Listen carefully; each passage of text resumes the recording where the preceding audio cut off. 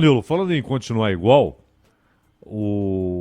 aqui no Brasil há uma expectativa muito grande com relação à votação no Supremo Tribunal Federal, que trata do piso nacional de enfermagem. Nós tratamos outro dia desse tema aqui e é bom lembrar o seguinte: 5 votos já favoráveis à suspensão, não é a proibição de se estabelecer o piso e tal, suspensão até que o Congresso e o governo apresentem dados que mostrem a viabilidade do piso, ou seja, os recursos que seriam colocados à disposição para que hospitais públicos, santas casas, e também serviços como hemodiálise, etc., não sofressem o impacto de uma demissão em massa e também perda de leitos. E 3 votos que são pela imediata validade do piso. Voto do Edson Fachin, do Cássio Nunes Marques e do André Mendonça, que foi quem abriu a divergência. Porque o relator, Luiz Roberto Barroso, suspendeu a lei. Insisto, ele não disse que a lei é inconstitucional ou coisa que vale. Suspendeu, argumentando que haveria um impacto muito grande.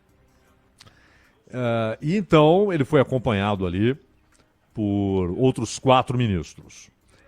Eis que vem o André Mendonça e abre divergência, e, na minha opinião, com razão. Divergência aberta com razão. Porque o Barroso foi acompanhado pelo Lewandowski, pelo Alexandre de Moraes, pelo Dias Toffoli e pela Carmen Lúcia, para suspender a validade da remuneração mínima. E assim que o André Mendonça abriu a divergência, ele foi apoiado, acompanhado pelo Nunes Marques e posteriormente pelo Fachin, está 5-3. Então ainda falta o voto do Fux, o voto do Gilmar, o voto da Rosa Weber, que agora preside o Supremo Tribunal Federal.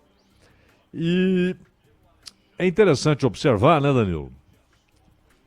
A questão não é só o piso em si, mas o processo institucional. O Congresso Nacional aprovou o piso.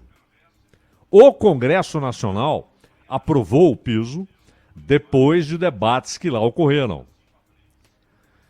E é preciso saber quem é que está dizendo coisas que não aconteceram. Porque nós ouvimos parlamentares dizendo, olha, foi tudo muito bem discutido, inclusive a demonstração de onde os recursos serão encontrados. Por exemplo, um uso maior de dinheiro de loterias. E o governo fatura muito dinheiro com loterias para a saúde e para a garantia do piso. E é sempre bom considerar, claro, haverá impacto, é óbvio, mas se há garantia de que no setor público, e também no caso das santas casas, porque a Santa Casa tem de ser socorrida pelo Estado, porque onde há Santa Casa, as cidades que só têm Santa Casa, porque não há hospital público. Por incompetência do governo federal, ou do governo estadual, ou do governo municipal, não tem hospital público. E aí você tem, geralmente, ordens religiosas, né, freiras que abrem ali uma Santa Casa, e que vai sendo mantida pela comunidade local, por pessoas que ajudam, mas muitas vezes não é suficiente. Hoje os equipamentos são cada vez mais caros, é preciso ajuda federal. Isso é fundamental. Então o Estado deve garantir que haverá recursos para as santas casas e para o SUS. Falando em SUS, é preciso aumentar a remuneração que o SUS concede aos hospitais que atendem pelo SUS. Quanto aos hospitais particulares, tem muita gente chorando, mas precisa demonstrar que esse choro é razoável. Porque, pera lá, quantas categorias tem piso salarial? Quantas profissões tem piso salarial? O enfermeiro não pode ter, a enfermeira não pode ter? E é bom lembrar que esse valor de mais de R$ 4.000, 4.750 por mês, é para enfermeiro, é para enfermeira. Porque no caso de técnicos em enfermagem e parteiros, o valor é bem menor. No caso de parteiras, 50%. Técnico de enfermagem, 70%. Então, esse valor é só para os enfermeiros. E o problema de você não ter um piso é que muitas vezes os hospitais particulares, por exemplo, passam a contratar com o salário mais baixo possível, e muitas vezes gente sem experiência, coloca gente sem experiência para trabalhar ali e dispensa quem custa mais caro, que tem mais tempo de profissão. Quantos e quantos enfermeiros, exatamente em razão do salário baixo, são obrigados a uma jornada dupla, tripla, trabalham em 2, às vezes 3 hospitais. E de vez em quando puxa um cochilo ali. Isso vai afetando a vida da pessoa, o trabalho da pessoa, a capacidade de atender bem. O sujeito passa, às vezes, 18 horas trabalhando, porque o salário é baixo, ele tem de buscar mais um trabalho, mais um emprego. É muito fácil dizer não para algum benefício salarial. Ah, porque não vai dar, porque vai quebrar todo mundo. Peraí, é preciso colocar no papel. Esse é o ponto. Então, haverá impacto? Haverá. É preciso viabilizar para que o piso possa ser pago. Exato. Mas não pode deixar de aprovar o piso. Busquem a viabilização. Mas é preciso que haja um piso. É preciso um salário minimamente decente.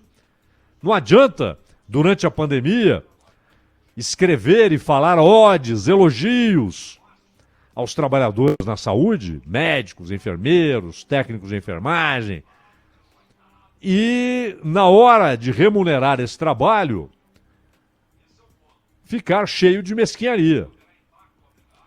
Então, é preciso viabilizar. E o outro ponto é, uma coisa é o Supremo manifestar-se porque vê ali inconstitucionalidade em uma lei aprovada. Agora, o Supremo, se ele vai definir se pode ou se não pode, de acordo com critérios financeiros, de acordo com o que vai acontecer no mercado de trabalho, etc., ele está avançando os sinais. Ele não está discutindo uma questão constitucional, está discutindo uma questão administrativa. Então não precisa dos outros poderes, pô. O Supremo decide tudo. Claro, não pode haver irresponsabilidade. É preciso garantir recursos para que haja o pagamento. Mas se não houvesse essa lei, não iam aprovar nunca um piso para a categoria. Porque aqui no Brasil a tendência é essa. Não, o trabalhador precisa ganhar pouco, porque senão isso vai impactar o custo de produção, o custo de comercialização, o custo de prestação de serviços.